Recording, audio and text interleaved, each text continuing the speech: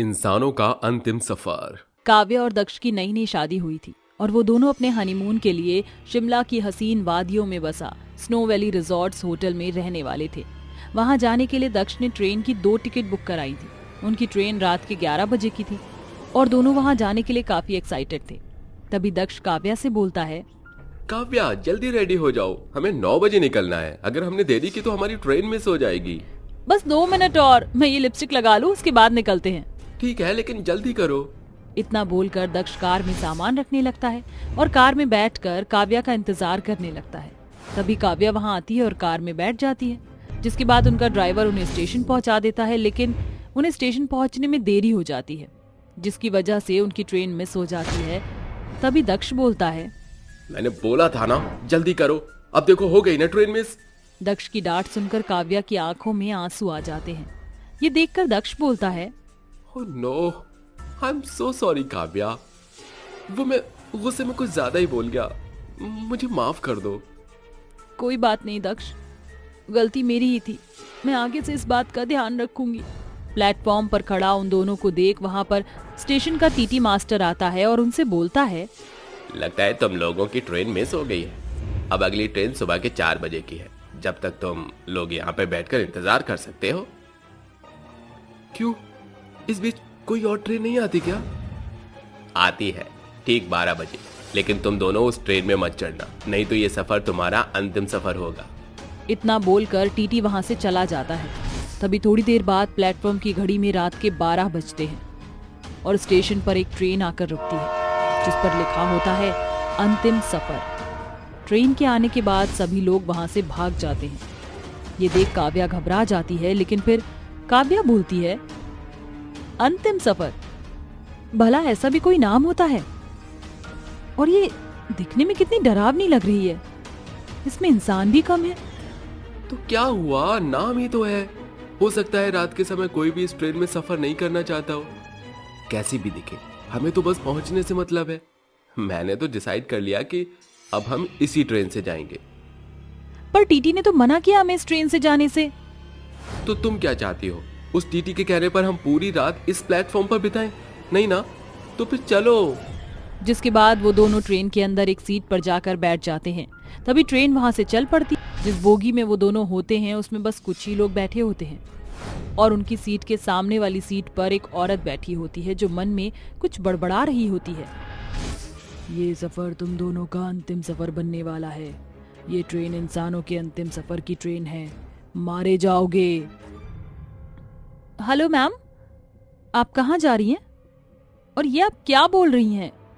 किसका अंतिम सफर है? काव्या की बातों का वो औरत कोई जवाब नहीं देती और ये सब देखकर काव्या को आश्चर्य होता है। तभी वो दक्ष से बोलती है, इस ट्रेन में बड़ी अजीब लोग हैं, कोई कुछ बोल ही नहीं रहा और ये लोग कितने शांत हैं, इनमें कोई हलचल नहीं है।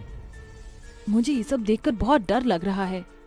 डरना कैसा, मैं हूं ना तुम्हारे साथ। दक्ष बोल ही रहा होता है, तभी ट्रेन एक टनल में एंटर करती है। टनल में एंटर करने के साथ ही ट्रेन की लाइट ऑन ऑफ होने लगती है और देखते ही देखते काव्या के सामने वाली औरत एक भयंकर चुड़ैल में बदल जाती है। काव्या ये देखकर बहुत डर जाती है और बोलती है, दक्ष इधर देखो, ये औरत नहीं है, चुड़ैल है। ओह नो, ये कैसे हो सकता है? ये तो सचमुच की चुड़ैल है। अब हमें ये मार देगी, बचाओ हमें, हमारी हेल्प करो। अब तुम दोनों को मरने से कोई नहीं बचा सकता, मरने के लिए तैयार हो जाओ। इतना बोलकर चुड़ैल उन दोनों को मारकर उनके शरीर के टुकड़े कर देती है। ऐसे ही वक्त बीतता है और फिर एक दिन कॉलेज के 5 दोस्त पिकनिक मनाने चंडीगढ़ जाने के लिए उसी स्टेशन के प्लेटफॉर्म पर अपनी ट्रेन के आने का इंतजार करते हुए आपस में बात कर रहे होते हैं। आई एम तो सो एक्साइटेड यार, बस अब ये ट्रेन जल्दी से आ जाए और फिर चंडीगढ़ की पहाड़ियों पर हमारा ही राज होगा। हाँ हाँ, क्यों नहीं, लेकिन पहले हम पहुंच तो जाएं। तभी प्लेटफॉर्म पर अनाउंसमेंट होता है कि चंडीगढ़ जाने वाली ट्रेन आज के लिए रद्द कर दी गई है। ये सुनकर जानवी बोलती है, ओह नो, ये क्या हो गया, अब हम वहाँ कैसे जाएंगे? तभी प्लेटफॉर्म पर एक ट्रेन आकर रुकती है, जिसके ऊपर अंतिम सफर लिखा होता है। ट्रेन को देखकर आर्य बोलता है, लो, हो गया हमारे जाने का इंतजाम। अब हम एसी ट्रेन से वहां जाएंगे। तो फिर देर कैसे, लेट्स गो गाइस। जिसके बाद वो पांचों उस ट्रेन में चढ़ जाते हैं और अपनी अपनी सीट पर जाकर बैठ जाते हैं और अपने आसपास देखने लगते हैं। तभी जानवी बोलती है, गाइस ये ट्रेन तुम्हें कुछ अजीब नहीं लग रहा? कितना खाली खाली है यहाँ सब कुछ। हाँ जानवी, तुम बिल्कुल सही कह रही हो, तुम्हें नहीं लगता दोस्तों? उसी वक्त ट्रेन एक टनल में एंटर करती है। इसके साथ ही ट्रेन की लाइट ऑन ऑफ होने लगती है।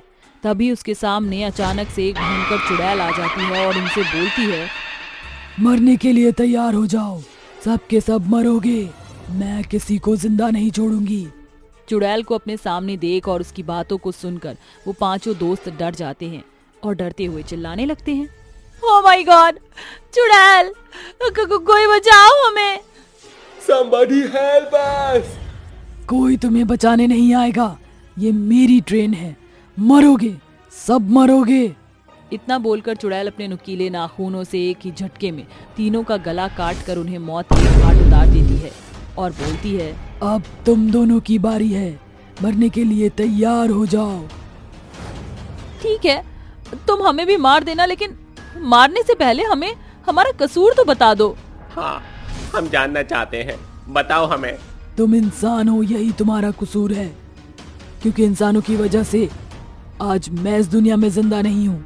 इंसान बहुत बुरे होते हैं, इसलिए मैं सभी इंसानों को मार दूंगी।